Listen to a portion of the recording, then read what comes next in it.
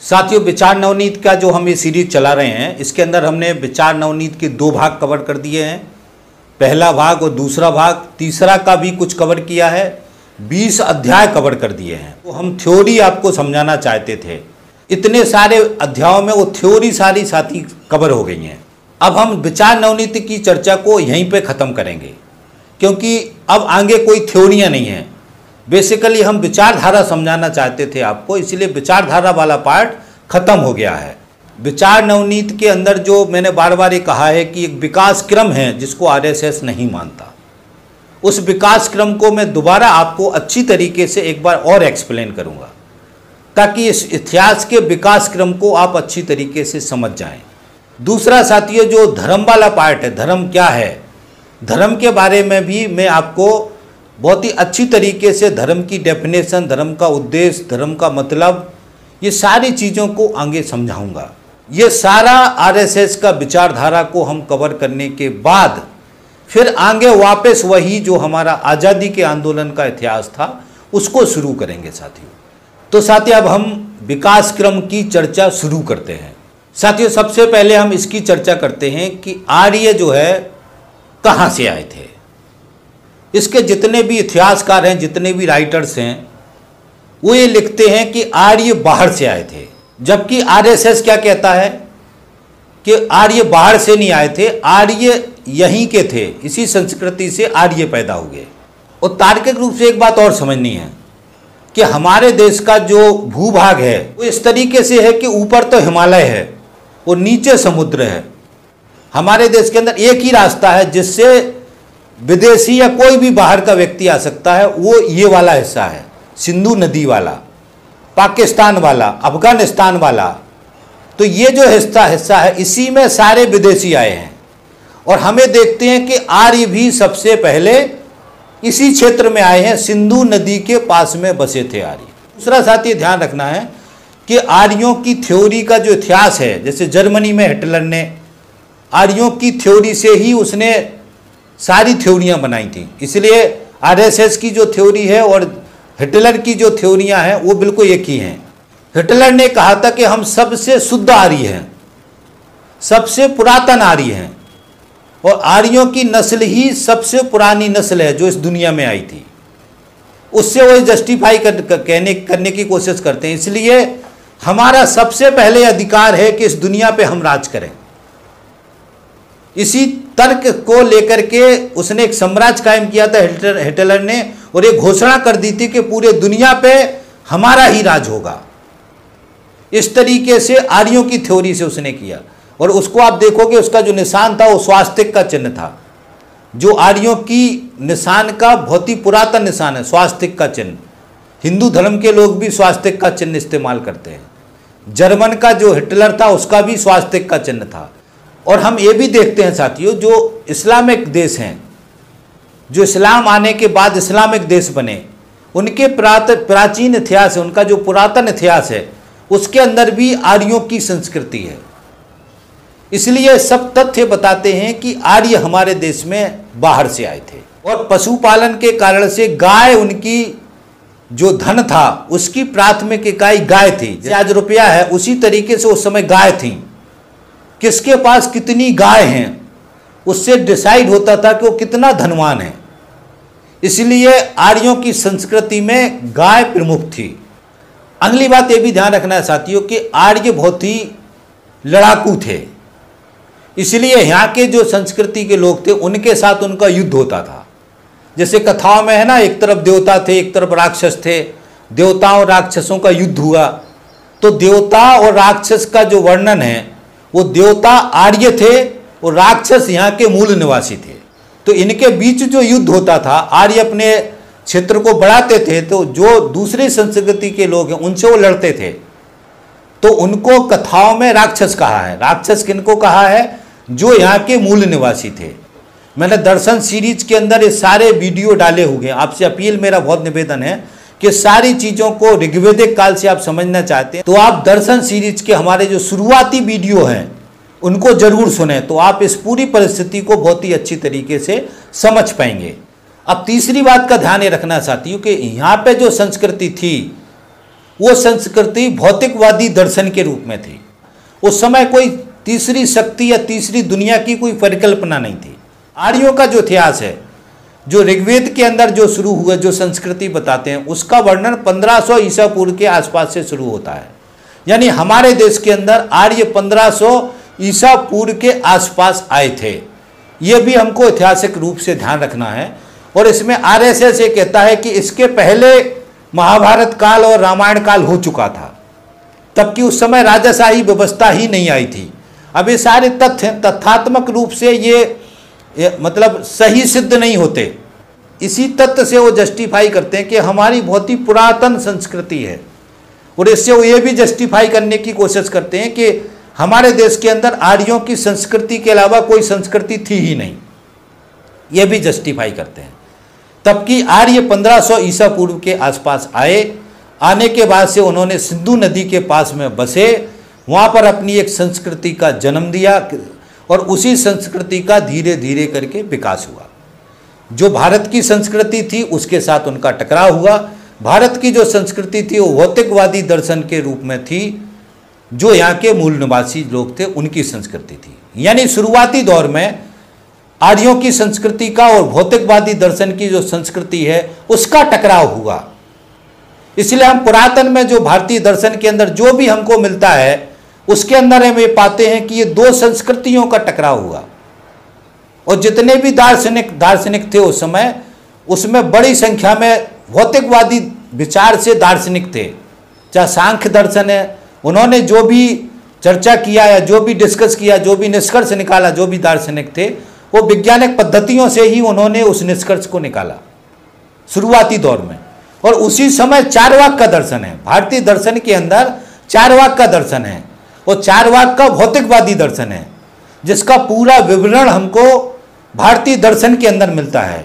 और भारतीय दर्शन ने हमेशा चारवाक के दर्शन की आलोचना की है, तो उसका रिकॉर्ड नहीं है, चारवाक के दर्शन का विधिवत विवरण नहीं है। मगर जो आर्यों ने उस विरोधी होने के नाते उसको गलत ठहराया, तो उसमें उन्होंने भारतीय दर्शन के अंदर ये समझाया बार बार कि चारवाक ने कहा, चारवाक के दर्शन में ये गलत है, चारवाक ये गलत कह रहा है। यानी अपने को सही ठहराने के लिए चारवाक की आलोचना करते थे। तो आलोचना के रूप में चारवाक का दर्शन है। जो भी आलोचना के रूप में उन्होंने समझाया, वही उसी से पता चलता है कि उस समय भौतिकवादी दर्शन जो था वो बहुत ही मजबूत था। भौतिकवादी दर्शन का और जो ये ब्राह्मणवादी दर्शन इसको कहा जाता है भारतीय दर्शन में, आर्यों के दर्शन को ब्राह्मणवादी दर्शन और भौतिकवादी दर्शन का टकराव हुआ। तो हमें क्या पाते हैं कि दो तरीके का जीवन जीने का पद्धति था। एक आर्यों का जीवन जीने का पद्धति था, और एक भौतिकवादी दर्शन से जो यहाँ के मूल निवासी थे उनका जीवन जीने का पद्धति था। अब इस बात को आप पकड़ लो, ये मुख्य बात है जिसको हमको अच्छी तरीके से ध्यान रखना है। इसके बाद आगे विकास हुआ। विकास क्रम में आर्यों ने जो ऋग्वेदिक काल था, ऋग्वेदिक काल के बाद फिर ब्राह्मण ग्रंथ लिखे गए, और ब्राह्मण ग्रंथों के अंदर उपनिषद लिखे गए। जो ऋग्वेद है, ऋग्वेद में किसी तरीके का ये सारी थ्योरियाँ नहीं है, पुनर्जन्म की थ्योरी नहीं है, कर्म सिद्धांत की थ्योरी नहीं है, आत्मा परमात्मा की थ्योरी नहीं है। ये सारी थ्योरियाँ ब्राह्मण ग्रंथों में ब्राह्मणों ने लिखी। बहुत सारे ग्रंथ लिखे गए, मैं विस्तार में नहीं जा रहा हूँ। ये सारी थ्योरियाँ इजाद हुई, तब चारवाक ने इन सारी थ्योरियों का खंडन किया, इस सारी थ्योरियों को गलत बताया, दुनिया कैसे पैदा हुआ उसका पूरा सिस्टम को बताया। चारवाक के दर्शन के भी वीडियो हमारे दर्शन की सीरीज में पीछे हैं। उनकी 3 थ्योरियाँ हैं मुख्य रूप से, तीनों थ्योरियों के वीडियो मैंने डाले हुए हैं। आप यदि चारवाक के दर्शन को समझना चाहते हैं तो उनको जरूर सुनो, उस समय की परिस्थिति को आप समझ जाएंगे। शुरुआती दौर में राजाशाही व्यवस्था नहीं थी, यह भी ध्यान रखना है। विकास क्रम में शुरुआती दौर में आर्य जो है पशुपालन करते थे, एक जगह नहीं रुकते थे, भ्रमण करते थे। उसके बाद से साथियों धीरे धीरे करके खेती का इजाद हुआ, खेती होना शुरू हुआ। खेती का जैसे ही इजाद हुआ तो फिर वहां से आर्यों ने अपना निवास स्थान पक्का किया। यानी जो आर्य भ्रमण करते थे वो भ्रमण करना बंद हुआ और उन्होंने अपना जगह सुनिश्चित किया और उस जगह पे वो खेती करने लगे। और खेती के विकास क्रम में हम ये पाते हैं कि शुरुआत में जब लोहे का विकास हुआ, उसके बाद से खेती का विकास बहुत तेजी से हुआ। तो जो खेती का विकास हुआ उसके बाद से आर्य जो है एक जगह स्थायी रूप से रुके। जैसे ही आर्य स्थायी में एक जगह रुके, उसके बाद से साथियों राजाशाही व्यवस्था का शुरुआत हुआ। पहले कबीले थे, कबीले से फिर जनपद बने, मतलब उनने अपना क्षेत्र का विस्तार किया। उसके बाद से जनपद से फिर महाजनपद बने, महाजनपद से फिर राजा बने, राज्य बने। तो इसका विकास क्रम हमारे इतिहास में है। इस तरीके से राजाशाही व्यवस्था का शुरुआत हुआ। इसलिए में पाते हैं कि जैसे 600 ईसा पूर्व में महावीर पैदा हुए, उसके बाद बौद्ध पैदा हुए। जब ये पैदा हुए थे तब राजाशाही व्यवस्था अपने अस्तित्व में धीरे धीरे करके आ गई थी। और हम ये भी पाते हैं बौद्ध का दर्शन पढ़ने के साथ में कि उस समय जो ब्राह्मणवादी दर्शन था, जो आर्यों की संस्कृति थी, उसका भी विकास काफ़ी हो गया था।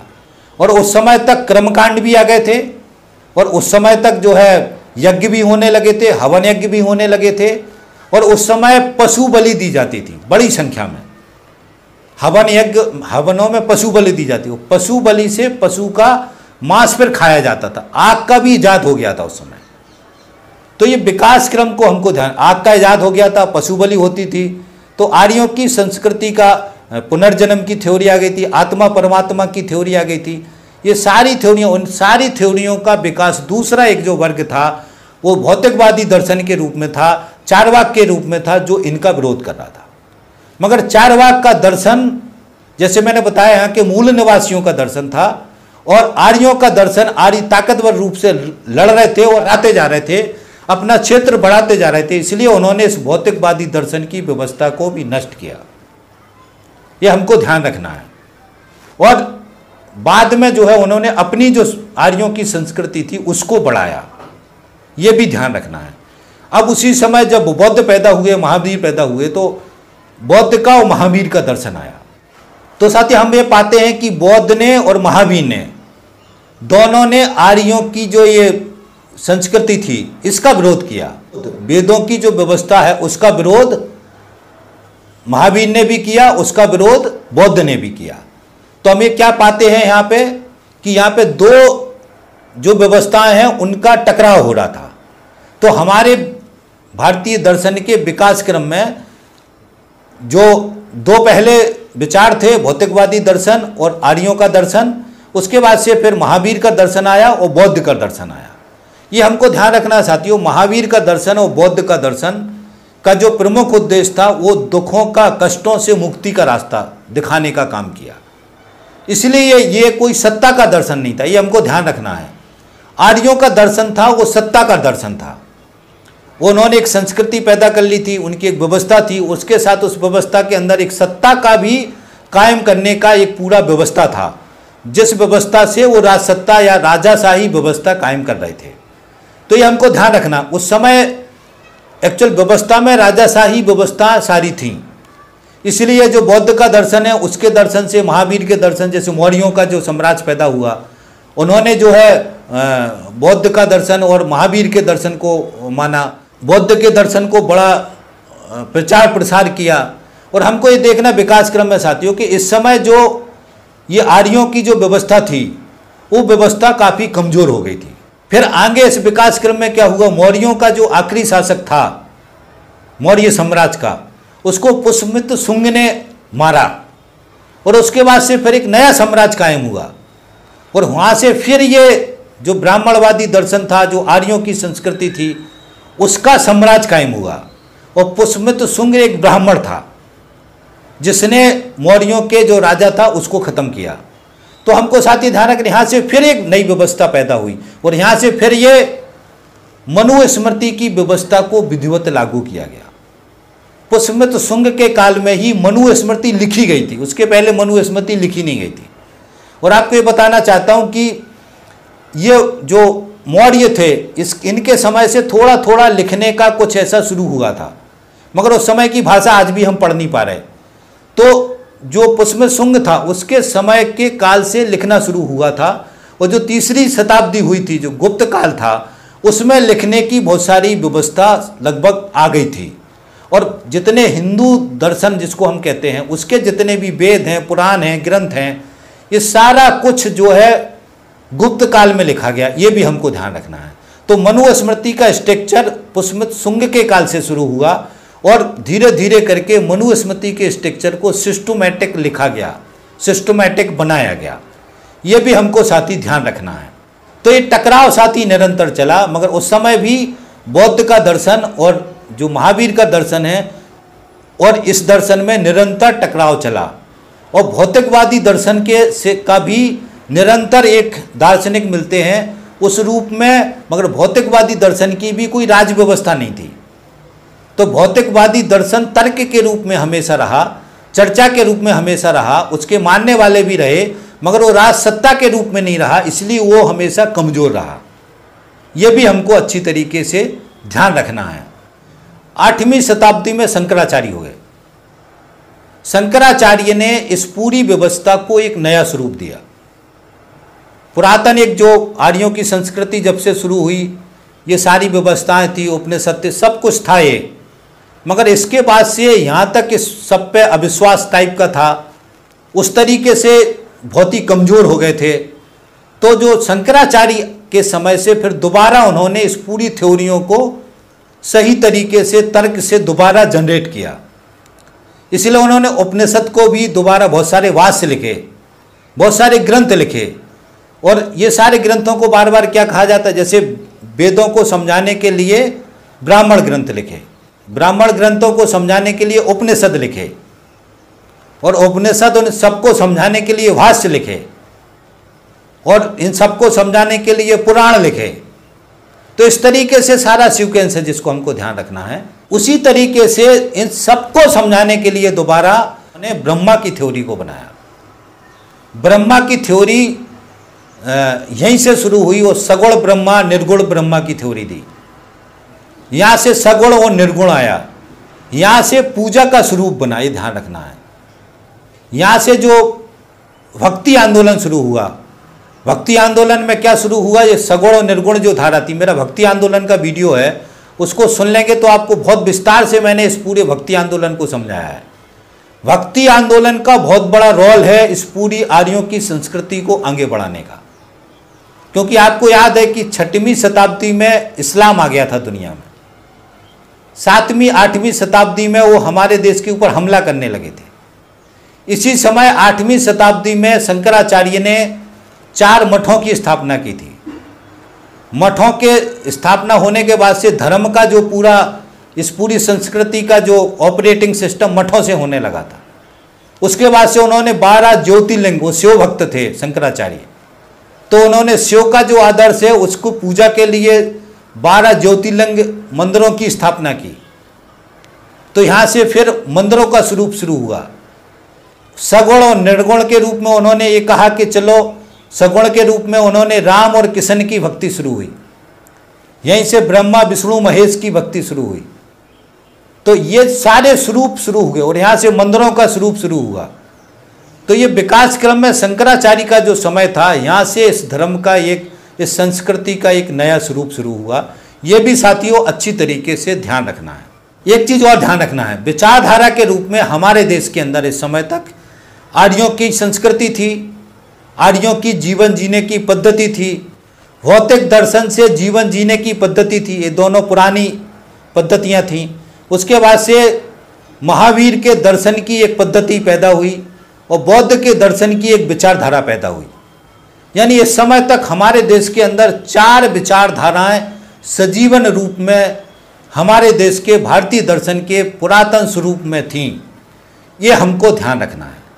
6वीं शताब्दी में इस्लाम पैदा हुआ, उसके पहले ईसाई धर्म अलग था, यहूदी अलग थे, उसका प्रभाव हमारे देश के अंदर नहीं था। ये पैदा पहले हो गए थे मगर हमारे देश के अंदर उसका प्रभाव नहीं था। तो जैसे ही इस्लाम पैदा हुआ अरब देश के अंदर, इस्लाम ने हमारे देश के ऊपर हमला करना शुरू किया, क्योंकि राजाशाही व्यवस्था पूरे दुनिया में थी। हमारे देश के ऊपर 7वीं शताब्दी से हमला शुरू किया। इसके सारे वीडियो मेरी दर्शन सीरीज के अंदर हैं। ये सारे कितने बार आक्रमण हुआ, महमूद गजनवी ने आक्रमण कब किया, सारा उसके अंदर है। और आगे चल के 1205 में इस्लामिक जो शासक थे वो हमारे देश के ऊपर राज सत्ता कायम करने में सफल हुए, यानी दिल्ली सल्तनत शुरू हुई 1205 में। तो राजाशाही व्यवस्था के रूप में हमारे देश के अंदर पांचवा विचार, पांचवा ताकत हमारे देश के अंदर आया 1205 में। और उसके बाद से इस्लाम धर्म जब हमारे देश में आया, फिर इस्लाम संत हमारे देश में आए, फिर यहाँ पे इस्लाम धर्म के मानने वाले लोग हुए, इस्लाम का दर्शन हमारे देश में आया। बहुत सारी राजाओं ने उस दर्शन को लागू करने का कोशिश किया। 4 दर्शन पहले से थे, 5वां दर्शन हमारे देश की संस्कृति में, 5वीं तरीके की जीवन जीने की पद्धति हमारे देश के अंदर प्रवेश कर गई, आ गई। और ये भी ध्यान रखना है साथियों, जिस तरीके से हिंदू दर्शन के अंदर, जिस तरीके से ब्राह्मणवादी दर्शन के अंदर पूरा सिस्टमेटिक एक राज सत्ता से लेकर के पूरा एक व्यवस्था था जीवन जीने की पद्धति का, उसी तरीके से पूरा व्यवस्था इस्लाम के अंदर था। इस्लाम धर्म के अंदर ही राज सत्ता का इजाद का सिस्टम था। इसलिए हमारे देश के अंदर ये दो जो दर्शन थे, इन दोनों दर्शनों का टकराव बहुत ही ताकतवर रूप में हुआ, ये हमको ध्यान रखना है। जबकि बौद्ध दर्शन और महावीर का दर्शन और भौतिकवादी दर्शन, इन तीनों दर्शनों की राज सत्ताएं नहीं थी, राज सत्ताओं का दर्शन नहीं था इन दर्शनों के पास। विचार बहुत अच्छे थे, आम जनता के लिए विचार थे, समाज के लिए विचार थे, बहुत सारे राजाओं ने भी इनके विचारों को स्वीकार किया। मगर एक राज व्यवस्था का जिस तरीके से मनुस्मृति दर्शन था, इस तरीके से तीनों दर्शनों के बाद राज सत्ता का दर्शन नहीं था। इसको अच्छी तरीके से ध्यान रखना है। इसलिए राजाओं को ये अपने साथ नहीं रख पाए, मगर इस्लाम दर्शन के अंदर राज सत्ता का दर्शन था। इसलिए इस्लाम की जो राज सत्ता थी वो राज सत्ता के साथ में अपना इस्लाम धर्म का प्रचार प्रसार कर रहे थे, ये हमको ध्यान रखना है। और साथ में ध्यान रखना है कि जब 8वीं शताब्दी से भक्ति आंदोलन चला, उसके बाद से इस्लामिक शासक हमारे देश में आए, तो भक्ति आंदोलन निरंतर चला।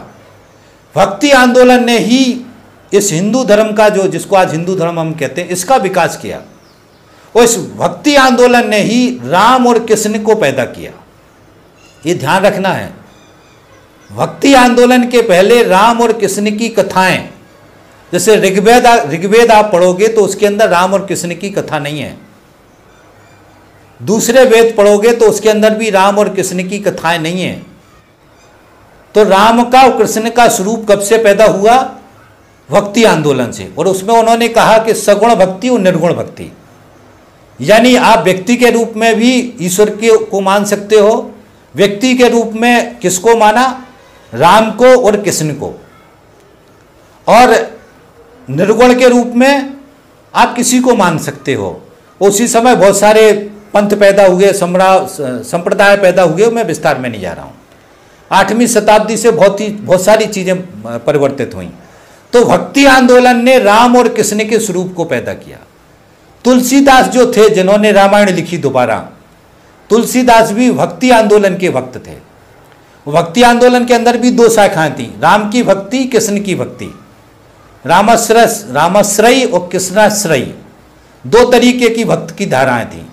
जो कृष्ण के भक्त थे उन्होंने महाभारत के तथ्यों को जोड़ा, बनाया, इजाद किया, पूरी कथाएं बनाई, पूरे दिमाग लगा करके उस व्यवस्था से, कृष्ण की व्यवस्था से एक समाज को चलने का पूरा थ्योरी जनरेट किया, पूरा चीज को बनाया। और महाभारत का नाम दे करके कृष्ण को उसके साथ जोड़ करके ये सारा जो दर्शन महाभारत के रूप में पैदा किया, वो कृष्ण की जो भक्ति वाले जो संत थे उन्होंने पैदा किया। राम के रूप में रामायण का जो दर्शन है वो पूरा पैदा किया जो राम की भक्ति के दर्शन के लोग थे। तो यहाँ से रामायण और महाभारत का स्वरूप बहुत ही व्यवस्थित तरीके से इन सारे भक्तों ने, इनके जो संत थे उन्होंने पैदा किया। जैसा मैंने बताया कि पुरातन में कोई लिखने की व्यवस्था नहीं थी, इस समय में पुनः फिर से सब कुछ लिखा गया। पहले संस्कृत में लिखा गया, उस संस्कृत के लिखने के बाद से फिर तुलसीदास ने उसको रामायण के रूप में कन्वर्ट किया। ये 1500 के बाद, 15वीं शताब्दी की बात है। 16वीं शताब्दी, 15वां और 16वीं शताब्दी में गुरु नानक पैदा हुए, जो निर्गुण भक्त के संत थे, निर्गुण धारा में थे। उन्होंने फिर सिख पंथ की स्थापना की। तो इस तरीके से ये रामायण और महाभारत का पूरा चरित्र, पूरा स्थिति इस भक्ति आंदोलन ने पैदा किया। इसको हमको अच्छी तरीके से ध्यान रखना है। किया गया रामायण और महाभारत का काल कब बताया गया? जब आर्य आए हमारे देश में, उसके पहले का। इस पूरे आर्यों के आने से लेकर के जो संस्कृति है उसके अंदर रामायण और महाभारत का काल नहीं है। उसके पहले का काल बताया गया जो किसी को पता नहीं है। ये बिल्कुल यथार्थ है तार्किक रूप से, जिसको हमको अच्छी तरीके से ध्यान रखना है। अब साथियों 1205 में जब इस्लामिक शासक हमारे देश में आए, तब जीवन जीने की जो पद्धति थी, जो आर्यों की जीवन जीने की पद्धति थी, वो निरंतर चल रही थी। ये हमको ध्यान रखना कि राजा जो आते थे वो अपनी राज व्यवस्था चलाते थे, धर्म का प्रचार प्रसार भी करते थे, मगर उनका मुख्य लक्ष्य जो होता था वो राज सत्ता को चलाना होता था। तो जब दिल्ली सल्तनत पे इस्लामिक शासकों ने कब्जा किया, फिर उन्हें धीरे धीरे धीरे करके पूरे देश के ऊपर इस्लामिक शासकों ने कब्जा कर लिया। इस्लामिक शासकों ने अपनी सत्ता कायम कर ली। मगर विचारधारा के रूप में जो ये भारतीय दर्शन के अंदर जो ये विचारधाराएं थीं, ये सारी विचारधाराएं अपने स्वरूप में आगे चलीं। ये हमको ध्यान रखना है। तो आर्यों का जो दर्शन था, आर्यों की जो विचारधारा था, जो ये भक्ति आंदोलन के संत थे, इनकी विचारधाराएं निरंतर चलीं, ये खत्म नहीं हुई। और जो जीवन जीने की पद्धति थी, क्योंकि ये पहले से पूरे देश के अंदर यही जीवन जीने की पद्धति थी आर्यों की, इसलिए इस जीवन जीने की पद्धति का जो सीक्वेंस है वो चलता रहा। अब इसके आगे साथी 1700 में, जैसे मैंने बोला कि सिख पंथ की स्थापना गुरु नानक ने की थी और वहाँ से सिख धर्म शुरू हुआ। तो ये छठवां एक विचार था जो हमारे देश के अंदर एक धर्म के रूप में आया, एक जीवन जीने की पद्धति के रूप में आया। तो उसके विस्तार में चर्चा नहीं कर रहा हूं मैं। तो छठवां विचारधारा या छठवां जीवन जीने की पद्धति, छठवां धर्म सिख धर्म के रूप में हमारे देश के अंदर पैदा हुआ। उसके बाद से साथियों फिर हमारे देश के अंदर अंग्रेज आए। अंग्रेजों ने हमारे देश के ऊपर कब्जा किया। अंग्रेज जैसे ही आए वो ईसाई धर्म लेके आए। कुछ लोग ये बताते हैं ईसाई धर्म के लोग कि वो केरला में बहुत पहले आ गए थे। अब उसके विस्तार में नहीं जा रहा हूं, मगर विस्तृत रूप से वो गोवा में जब आए, जब ये सारी कंपनियां आई यूरोप देशों की, तो यूरोप से ईसाई धर्म को लेके आए। ईसाई धर्म का प्रचार प्रसार इसी के बाद से चालू हुआ और बहुत ही ताकतवर तरीके से अंग्रेजों ने उसका संरक्षण करके किया। फ्रांस की जो कंपनियां आई थी उन्होंने भी इसका ईसाई धर्म का प्रचार प्रसार किया। तो अंग्रेजों के आने के साथ में ताकतवर तरीके से हमारे देश के अंदर सत्ता के रूप में ईसाई धर्म आ गया। यानी इसके बाद हमारे इस विकास क्रम में सातवां जो धर्म और सातवां जीवन जीने का पद्धति वो हमारे देश के अंदर आ गया। अंग्रेज हमारे देश के अंदर शासक रहे। अंग्रेजों ने एक विकास क्रम का जो समय था, ये भी हमको ध्यान रखना, वो समय था यूरोप के देश में औद्योगिक क्रांति हो गई। औद्योगिक क्रांति होने के बाद से वहाँ पे एक नए तरीके का समाज पैदा हो गया। जैसे मार्क्स ने हमको समझाया कि जब भी उत्पादन के नए उत्पादन के संसाधन पैदा होते हैं, उत्पादन के औजार पैदा होते हैं, उनसे जब उत्पादन होता है तो उसके आधार पर समाज बदलता है।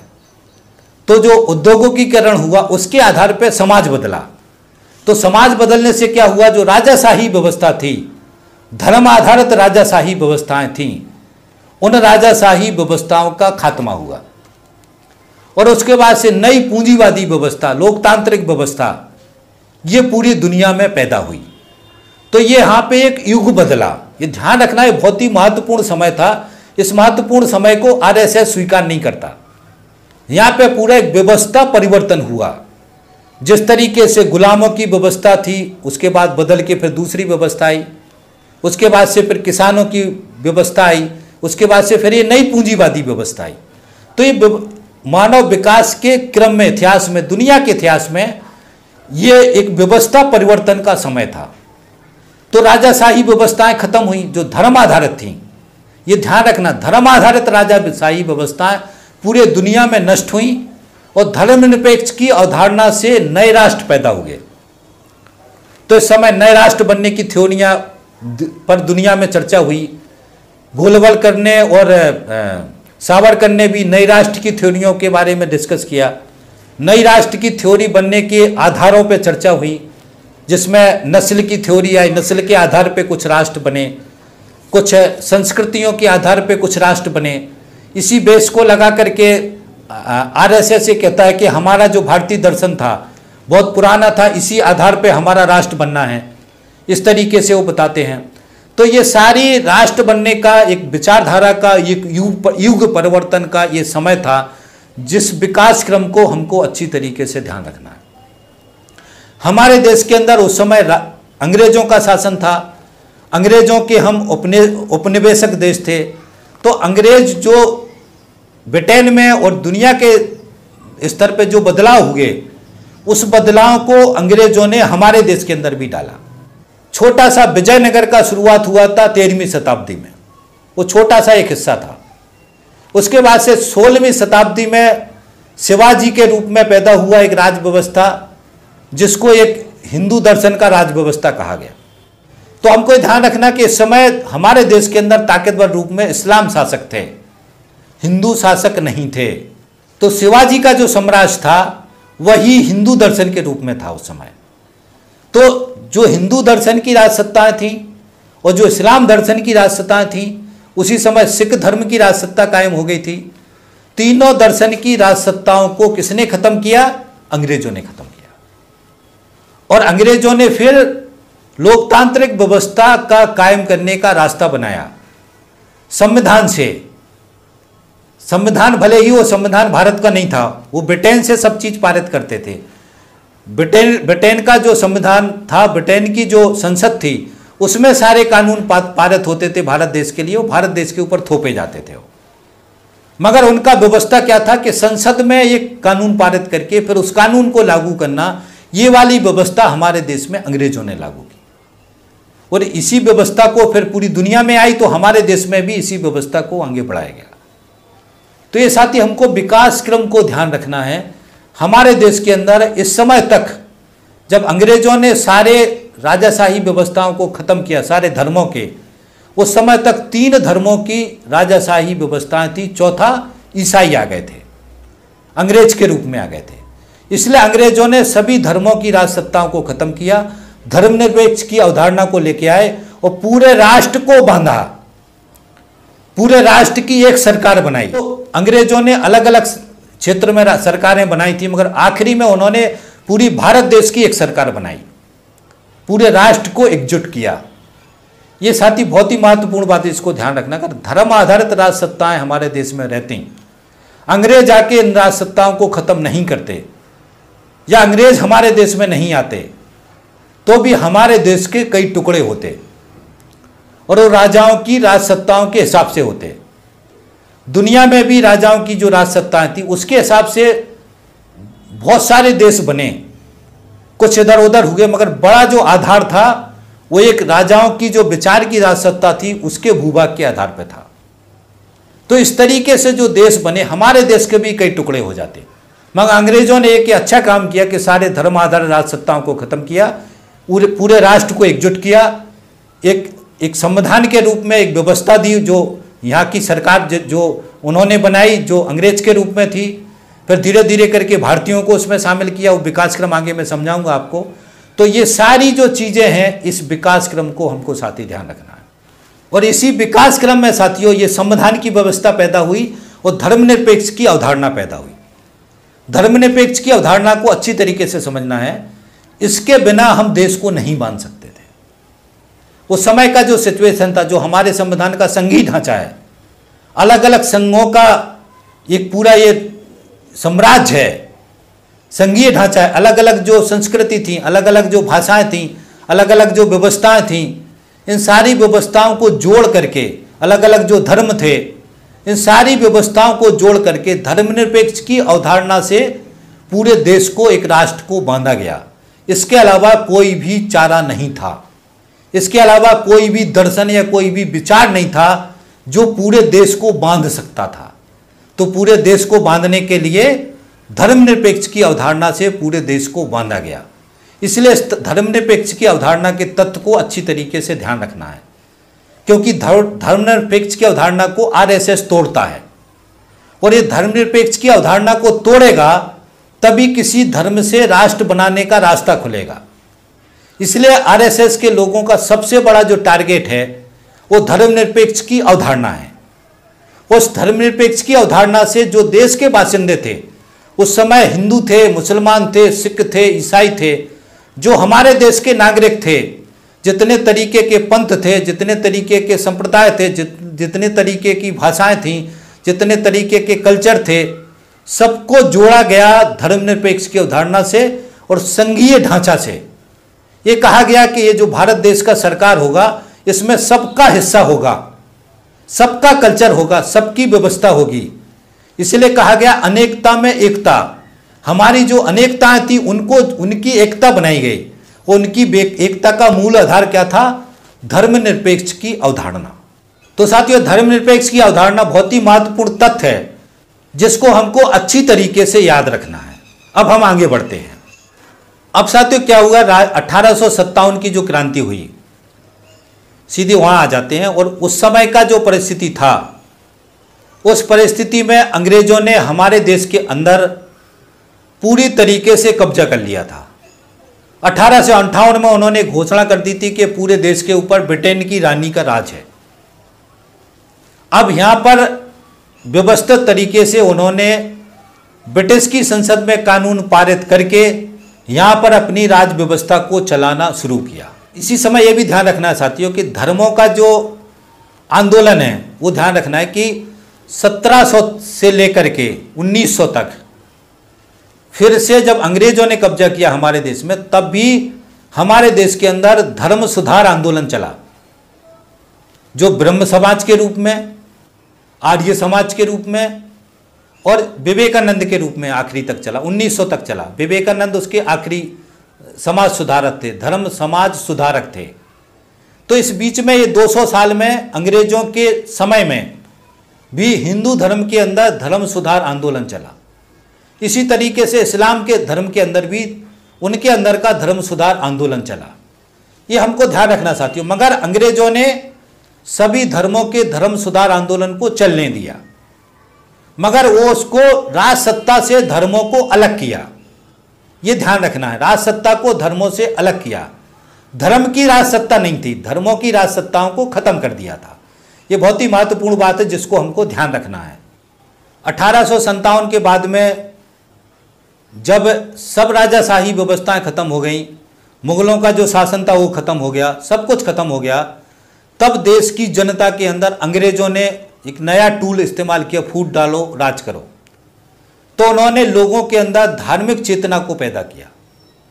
उनको लग रहा था कि धर्म के आपस में धर्म के रूप में लड़ा करके हम अपनी राज सत्ता को सही तरीके से कायम रख पाएंगे। उनके पास राजा थे, गुलाम राजा थे, मुसलमान राजा भी थे और हिंदू राजा भी थे, उनका वो इस्तेमाल करते थे।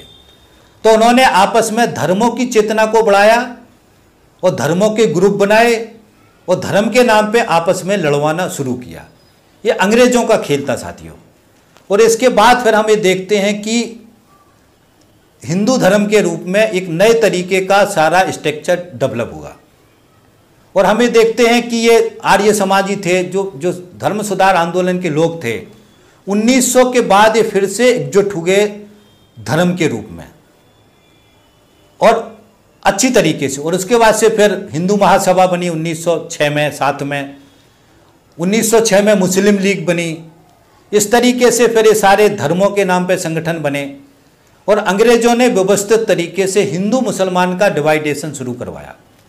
एक चीज़ और ध्यान रखना है साथियों यहाँ से कि जब ये सब धर्म आधारित राज सत्ताएँ खत्म हो गई, उस समय जो धर्म आधारित लोग थी, जनता थी, उसके अंदर ये पाया गया कि हिंदू जो थे ये बहुसंख्यक थे, बड़ी संख्या में थे। उसके बाद दूसरी जो सबसे ज़्यादा संख्या थी वो मुसलमानों की थी, जो इस्लाम को मानने वाले थे हमारे देश के अंदर। तीसरे जो है उस समय सिख थे, उसके बाद फिर ईसाई थे। तो धर्म के आधार पे इस तरीके की व्यवस्थाएं, इस तरीके का वर्गीकरण था। तो अल्पसंख्यक और बहुसंख्यक का राजनीति यहाँ से शुरू हुआ, और अल्पसंख्यक और बहुसंख्यक का राजनीति शुरू हुआ और धर्म की राजसत्ताएं कायम करने का राजनीति शुरू किया। इसी विचारों ने आगे चल करके हिंदुस्तान पाकिस्तान का बंटवारा कराया। हिंदुस्तान पाकिस्तान के बंटवारा में अंग्रेजों का बहुत बड़ा रोल है, ये हमको ध्यान रखना है। उसके साथ में ध्यान रखना है कि आरएसएस का बहुत बड़ा रोल है इस पूरी बंटवारा की पॉलिटिक्स के अंदर, क्योंकि आरएसएस के जो विचारक थे उन्होंने अवधारणा ये दी, जैसे सावरकर ने जो हिंदुत्व की थ्योरियां दी थी उसके आधार पर उन्होंने ये थ्योरी के अंदर ये जस्टिफाई कर दिया कि मुसलमान हमारे देश का हिस्सा नहीं है। मुसलमान और ईसाई, मुसलमानों को खासतौर से टारगेट किया क्योंकि मुसलमान ज़्यादा संख्या में थे। जब मुसलमानों को ये कहा गया कि आप हमारे देश के हिस्सा नहीं है, तो मुसलमानों के अंदर अलग राष्ट्र या अलग देश बनाने की चेतना पैदा हुई। सावरकर ने दो राष्ट्र की थ्योरी भी दी थी कि हमारे देश के अंदर दो राष्ट्र हैं। उसके बाद गोलवलकर ने भी 1938 में किताब लिखी थी जिसमें उन्होंने फिर यही कहा, जो मैं पीछे आपको समझा चुका हूं। सारी थ्योरियां आप अगर ने पीछे की थ्योरी सुननी होगी तो आप समझ गए होंगे। तो उसके बाद से साथियों पे हिंदुस्तान पाकिस्तान का बंटवारा हुआ। मैं विस्तार में नहीं जा रहा हूं क्योंकि वीडियो लंबा हो जाएगा। और इसी के साथ में हमारा देश आज़ाद हुआ। हिंदुस्तान पाकिस्तान के बंटवारे के साथ में देश आज़ाद हुआ, संविधान बना, संविधान में बहुत सारे अधिकार मिले, नई सरकार का गठन हुआ, देश आज़ाद हो गया। मगर संविधान के अंदर धर्मनिरपेक्ष की अवधारणा से पूरे देश का संघीय ढांचा, जो अलग अलग संघ थे, उन सब संघों का एक महासंघ केंद्र का सरकार बना। और इस संघीय ढांचा के अंदर संघ की सरकारों को, जो अलग अलग स्टेट हैं, राज्य बनाए गए थे, उनकी सरकारों को भी अपनी सरकार बनाने की स्वतंत्रता दी गई कि वो भी अपनी सरकार बनाएंगे। जिस कॉन्सेप्ट से राज्य सरकारें बनी, आज हमारी राज्य सरकारों का स्ट्रक्चर है कि राज्य सरकार है फिर केंद्र सरकार है। तो ये संघीय ढांचा बनाया गया, इससे पूरे देश को बांधा गया, जोड़ा गया। यहाँ तक का ये विकास क्रम हमको अच्छी तरीके से ध्यान रखना है। अब साथियों हम इस वाले जो हिस्सा है इसको हम विकास क्रम वाले को हिस्से को यहीं ख़त्म कर देते हैं। इसके आगे अब हम आरएसएस के बारे में बताएंगे, इसलिए अब हम इस वीडियो को यहीं ख़त्म कर देते हैं। अगले वीडियो में हम आरएसएस का जो हिंदुत्व का ये विचार है कहाँ से शुरू हुआ और कैसे शुरू हुआ उसको अब हम शुरू करेंगे साथियों। तो इस वीडियो को अब यहीं ख़त्म करते हैं हम, और आपसे निवेदन करते हैं कि आपने अगर पीछे के वीडियो ना देखे हों, हिंदुत्व का दर्शन, हम या हमारी राष्ट्रीयता की परिभाषा और दर्शन सीरीज के पीछे के वीडियो समय निकाल करके जरूर सुनें। हमारी प्ले लिस्ट में जाए, दर्शन सीरीज का फोल्डर खोलें, ऋग्वेदिक काल से हमने कवर किया है, बहुत मज़ा आएगा आपको, बहुत जानकारी होगी। तो समय निकाल करके उसको जरूर सुनें। और साथियों दूसरा निवेदन ये है कि हमारे चैनल को सब्सक्राइब कर लें, घंटी दबा दें, ताकि कोई सा भी वीडियो हम डालें तो आपको तुरंत उसका नोटिफिकेशन मिले, तुरंत आप उसको सुने और फिर ज़्यादा से ज़्यादा शेयर करवाने में सहयोग करें। आप सहयोग करेंगे, इसी आशा उम्मीद के साथ मैं अपनी बात खत्म करता हूँ। थैंक यू साथी, धन्यवाद, थैंक्स, मिलते हैं अगले वीडियो।